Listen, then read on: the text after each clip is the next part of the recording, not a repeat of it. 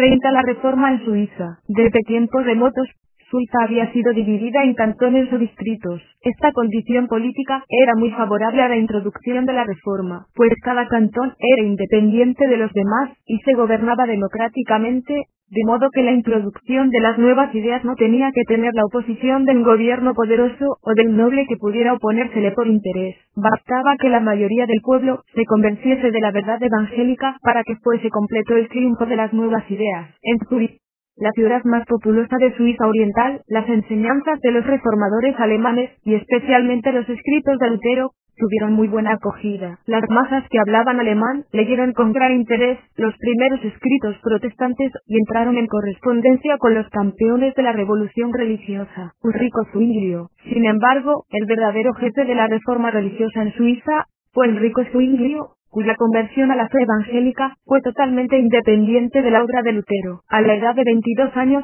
recibió las órdenes sacerdotales en la ciudad de Glasgow en 1506, donde permaneció 10 años, estudiando con gran empeño. Escribió por aquel tiempo lo que sigue: si Dios me lo permite, voy a dominar el griego, no para adquirir fama de sabio, sino para leer el Nuevo Testamento en su lengua original. En 1517, Zwinglio visitó la famosa abadía de Einsiedello, a donde iban anualmente miles de peregrinos atraídos por la fama de una virgen reputada como milagrosa. En la puerta del monasterio se leían estas palabras: aquí se obtiene una plena remisión de los pecados. Conmovido por la idolatría ciega de sus habitantes, se estableció en aquella población y empezó a predicar contra la superstición de las imágenes. Por otra parte, se entregaba a una lectura devota de la Biblia. Copió a mano las epístolas de San Pablo de la biblioteca de Zúrich, a fin de poder tenerlas siempre consigo. El administrador del convento reconoció, juntamente con él, la doctrina del Evangelio, y de común acuerdo hicieron sacar la inscripción de la mencionada y enterrar las reliquias que allí se adoraban. Establecieron la práctica de leer el Nuevo Testamento en lengua alemana y permitieron a los frailes que desearan hacerlo dar por nulos los votos monásticos, habiendo reconocido que la salvación del alma es obra de Cristo y no alcanzada por esfuerzos humanos. En 1519 aceptó el cargo de primer predicador de la Catedral de Zúrich,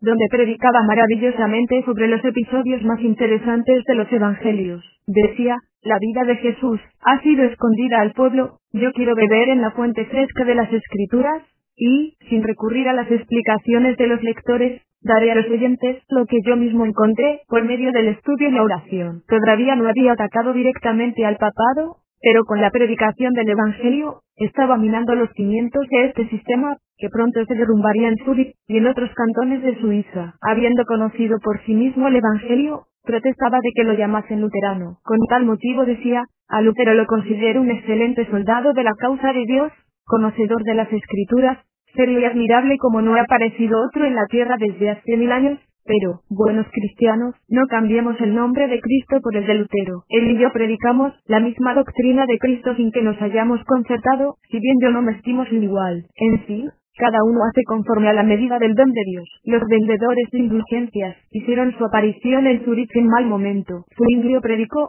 ningún hombre puede perdonar pecados. Cristo solo, que es el verdadero Dios y el verdadero hombre, tiene ese poder. Comprad indulgencias, si queréis, pero tened por cierto que no os traerá ninguna absolución, es decir, los que venden por dinero la remisión de pecados, son compañeros de Simón el Mago, amigos de Balaam y mensajeros de Satanás. Asamblea histórica. La ciudad de Zúrich estaba alborotada porque había una lucha entre el partido romanista y los que se inclinaban a la predicación de Zwinglio. El consejo de la ciudad resolvió que, en enero de 1523, tuviese lugar una conferencia pública para escuchar a los representantes de ambos partidos. La asamblea se componía de 600 representantes. Zwinglio se hallaba sentado ante una mesa donde estaba la Biblia. Al tomar la palabra, dijo: he predicado que la salvación se encuentra solamente en Cristo, y a causa de esto, me llaman hereje, seductor y rebelde. Ahora, aquí estoy y conjuro a todos mis acusadores, que me consta se hallan en esta sala, a que se levanten y demuestren la verdad. Todo el mundo esperaba que Faber, vicario general del obispado, aceptaría el reto, pero declaró que se hallaba presente no para discutir sino para informar a su obispo. Zwinglio volvió a conjurar a sus adversarios.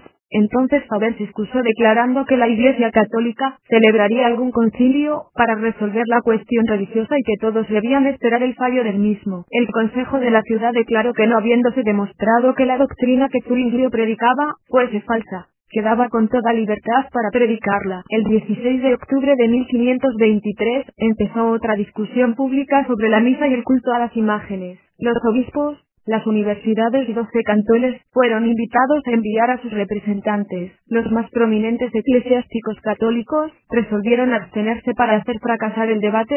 No obstante, la asamblea contó con unos 900 miembros, de los cuales 350 eran sacerdotes. Durante el debate, uno de los curas dijo irónicamente: «Hasta aquí he creído a los doctores antiguos, desde hoy habré de creer a los modernos». «No es a nosotros», respondió Zuinglio, «a quien debes creer, sino a la palabra de Dios». El presidente de la asamblea dijo, en vista de lo que había oído, declaraba que correspondía al Consejo abolir el culto de las imágenes. La conferencia fue del todo favorable a la reforma. Se suprimió el ritual católico y restablecido el culto cristiano en su primitiva sencillez. En la Pascua de 1524, se celebró por primera vez la Santa Cena bajo las dos especies. Zúrich se independizó del obispado de Constanza, y el pueblo fue declarado depositario del tesoro del Evangelio. Se tomaron serias disposiciones contra el juego, el lujo desmedido y todo lo que fuese una relajación de las costumbres. La reforma se extendió pronto a otros cantones. Berna, Basilea, Saint-Gall,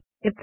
abrieron las puertas al Evangelio. En Berna, Baden y otras ciudades, tuvieron lugar parecidas discusiones abiertas que terminaron siempre con la adopción de la reforma. La Conferencia de Marburgo. Lutero había abandonado muy lentamente la doctrina de la transubstanciación, enseñando que el comulgante recibe realmente a Cristo en las especies del pan y el vino, pero sin transformación de éstas. Zwinglio enseñaba que los elementos son solo símbolos representativos del cuerpo y de la sangre del Señor. El príncipe Felipe de S. quería unir las dos tendencias e hizo reunir a los dos reformadores en el castillo de Marburgo en el mes de octubre de 1529. No lograron ponerse de acuerdo. Lutero escribió con tiza sobre la mesa: «Hoc est corpus meum». Zwinglio y Ole Compade pusieron de relieve otros textos en que la palabra es tiene un sentido figurativo e inconmovible en su posición y señalando el escrito, decía: «El diablo no me moverá de aquí». Tratar de comprender es destruir la fe. El príncipe de S. temblaba por la división del protestantismo, e invocando 1000 razones cristianas, les rogaba que se pusiesen de acuerdo. Lutero declaró que era imposible. Zwinglio no pudo menos que ponerse a llorar y, sin llegar a ningún acuerdo, terminó la primera conferencia. Una cosa quedaba bien demostrada para la gloria del protestantismo, y es que los reformadores eran hombres de convicción,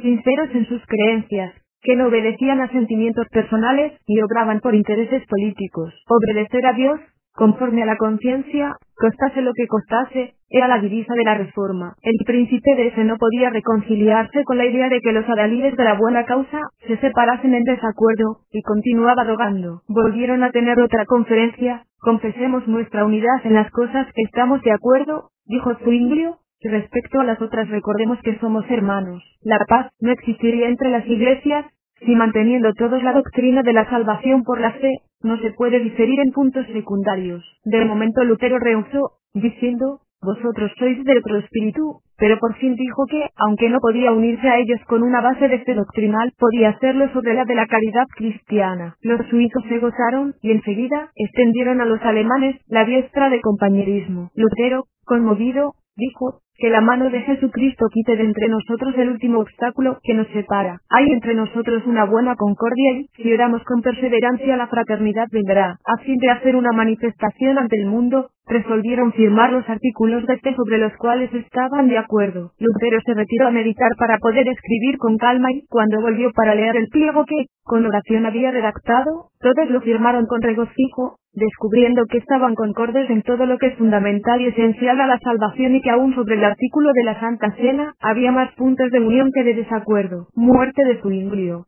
Suiza estaba dividida entre cantones que habían aceptado la reforma y los que habían permanecido católicos. Estos invadieron el cantón de Zúrich, y el ejército protestante, que se improvisó, reclamó la presencia de su gran predicador como capellán. Los protestantes tuvieron que aprender que, no con ejército, ni con fuerza, sino por mi espíritu, dice el Señor, pues fueron derrotados en Kappel, donde Zwinglio murió. Sin embargo, el cristianismo evangélico había echado tan profundas raíces en la Suiza de habla alemana que los católicos tuvieron que firmar la paz, sin imponer su religión a dichos cantones que han permanecido protestantes hasta nuestros días. La reforma en la Suiza francesa. La reforma en la Suiza romana vino, naturalmente, de Francia, donde se hablaba la misma lengua, más que de Alemania. Pero a la grande nación vecina repercutió como un eco poderoso cuando la causa del Evangelio hubo ganado totalmente aquellos cantones, sobre todo el de Ginebra, que se constituyó el baluarte del protestantismo y sede del gran reformador Juan Calvino. La obra fue impulsada mayormente por Farel, discípulo de Lefebvre, como hemos visto.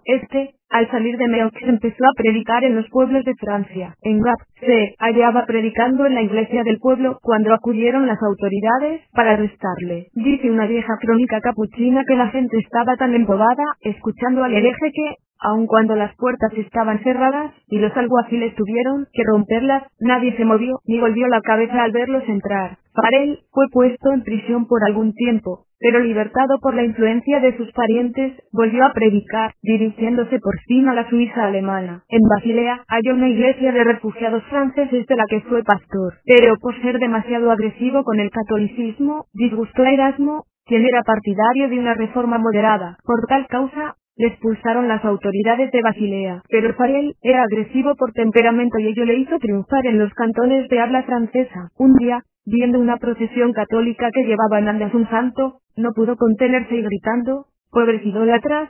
Abandonad este culto que Dios condena», se apoderó de la imagen y la echó al río. Milagrosamente pudo escapar de la enfurecida multitud, y llegó a Neuchâtel, donde el pueblo secundó en masa su indomable energía. Se puso a predicar por las calles y seguido de la muchedumbre, llegó a la grande iglesia del hospital, donde la multitud hizo pedazos las imágenes, poniendo en las paredes esta inscripción: «El 23 de octubre de 1530 fue batida y quitada de este lugar la idolatría por los ciudadanos». En Ginebra, predicó a 5.000 personas, las cuales pronto invadieron el convento de Ribe. El 8 de agosto de 1535, el pueblo le llevó a la catedral de San Pedro donde predicó, y el día siguieron derribadas las imágenes convirtiéndola en catedral protestante. Juan Calvino, este gran paladín de la Reforma, nació en Noyon, Francia, el 10 de julio de 1509. En París, fue condiscípulo de Ignacio de Loyola. Aunque su plan era estudiar Derecho, cuando fue convertido, asistiendo a cultos secretos que se celebraban en la capital de Francia bajo la dirección de Teodoro de Beza,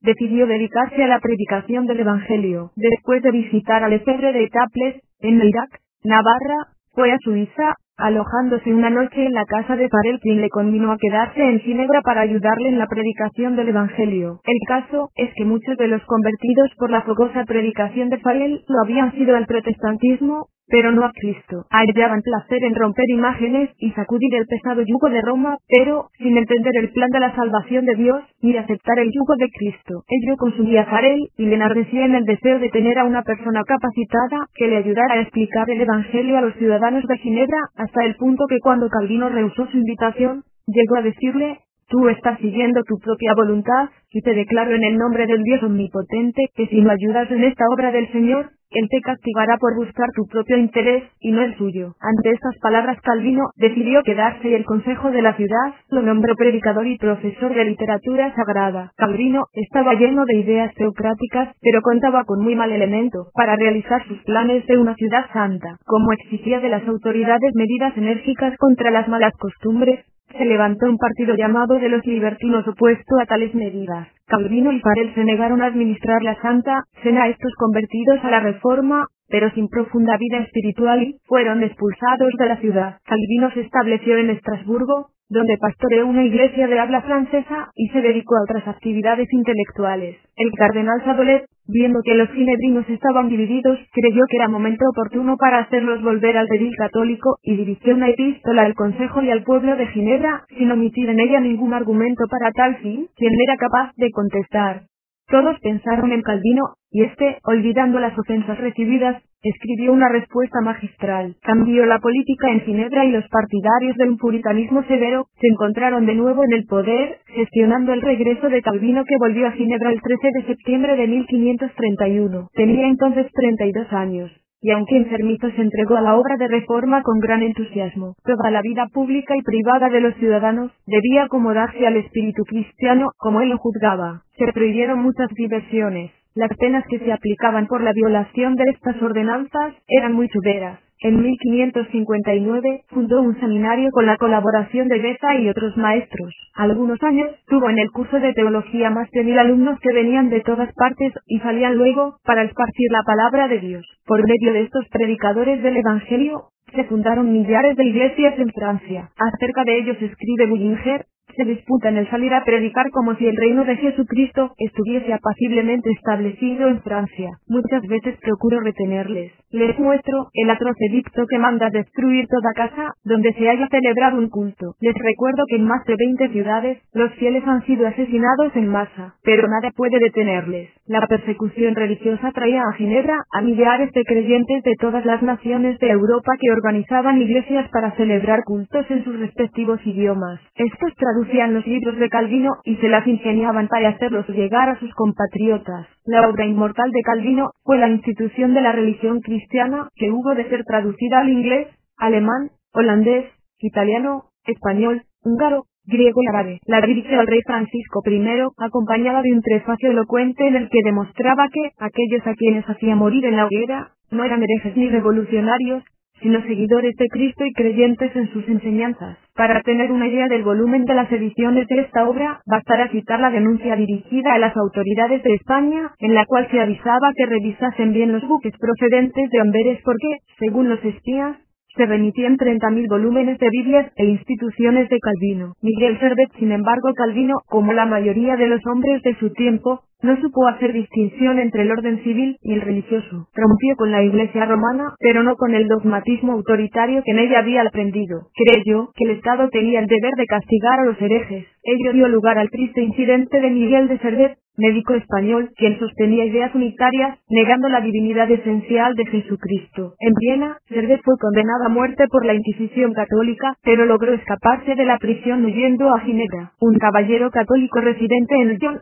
procurando convertir a un amigo suyo llamado Guillermo Trie, que se había refugiado en Ginebra, escribió: ahí tenéis a este hereje antitrinitario. Esta correspondencia privada dio lugar a que Servet fuese encarcelado en Ginebra, y después de muchas discusiones dogmáticas, condenado a morir en la hoguera. Servet murió heroicamente negándose a una retractación que, según él, no podía hacer en conciencia. Sus últimas palabras fueron: Jesús, Hijo del Dios eterno, ten piedad de mí. Julio Gindrauch dice: con solo haber dicho, Hijo eterno de Dios, podía haber escapado de la muerte. Prefirió ser sincero. Alabemos esta rectitud, aunque fue errónea. El protestantismo ha rectificado con respecto a la intolerancia religiosa, y en 1903 fue levantado un monumento a Servet en el sitio donde fue quemado que dice lo siguiente: Sil respecto de Calvin notre gran reformateur mais condamnantum erreur qui fut cegere son siècle et an fermement attaches a la liberté conscience selon les vrais principes de la Reformación etalide de Evangelianum Savons, LBC Monument Expiatoire, les vi octobre muy hijos respetuosos de Calvino, nuestro gran reformador,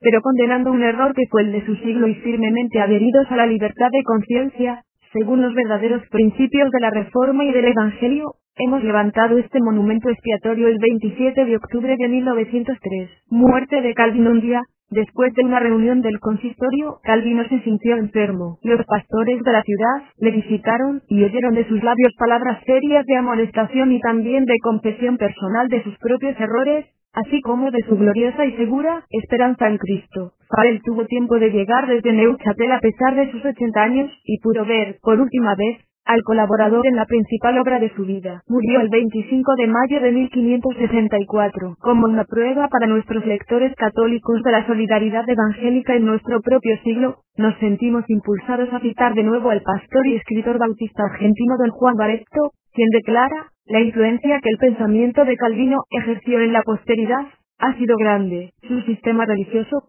severo, lógico, positivo, atrevido y consistente, tuvo la virtud de modelar el genio de muchos pueblos y llevarlos a la grandeza. El calvinismo llegó a ser el alma del protestantismo inglés, levantó el cristianismo evangélico en Holanda, alimentó el presbiterianismo de Escocia, y tanto los puritanos que van al Nuevo Mundo, como las huestes de Cromwell que destruenan monarquías carcomidas, obran bajo su poderoso influjo. América le debe sus instituciones democráticas y los principios de igualdad civil. Por eso dijo el historiador americano Bancroft: quien no honra la memoria y la influencia de Calvino descubre su ignorancia acerca del origen de la libertad americana. Esto escribe un bautista, desde lo que llamaríamos el ala izquierda del protestantismo, Con respecto a Calvino, ¿cómo puede afirmar el catolicismo romano que los cristianos evangélicos somos una multitud de sectas antagónicas, anatematizando las unas a las otras? Nuestra libertad evangélica nos permite opinar en cosas no esenciales de un modo diferente a nuestros hermanos, sin dejar de sentir el más profundo respeto y admiración. El cristianismo evangélico a través de los siglos. Samuel